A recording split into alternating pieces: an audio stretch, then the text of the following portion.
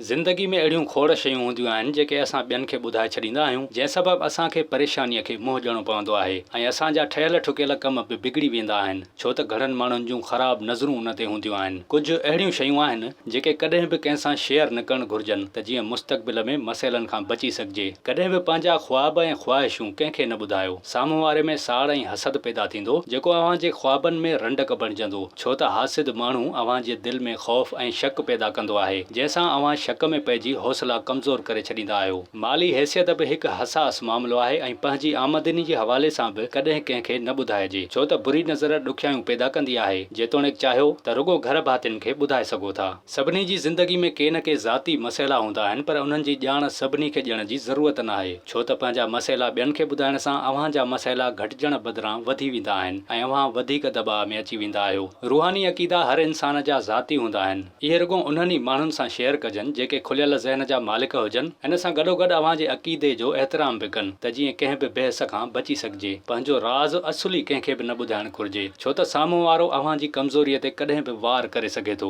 जंहिंसां अव्हां न रुगो एतमाद विञाए वेहंदा पर अव्हांजी ज़हनी सिहत बि मुतासिर थींदी। सिहत बाबति मसइला बि हिकु अहम शइ आहे जेका सभिनी खां लिकाए रखी वञे त बहितर आहे, छो त मुख़ालिफ़ अव्हांजी इन कमज़ोरीअ जो फ़ाइदो खणंदा आहिनि ऐं अव्हांखे ज़िंदगीअ में अॻिते वधण खां रोके सघनि था ऐं गॾोगॾु ग़लति सलाहूं ॾेई अव्हांजी सिहत वधीक बिगाड़े सघनि था। विज़िट कयो अवामी आवाज़ मीडिया ग्रुप जी वेबसाइट awamiawaz.pk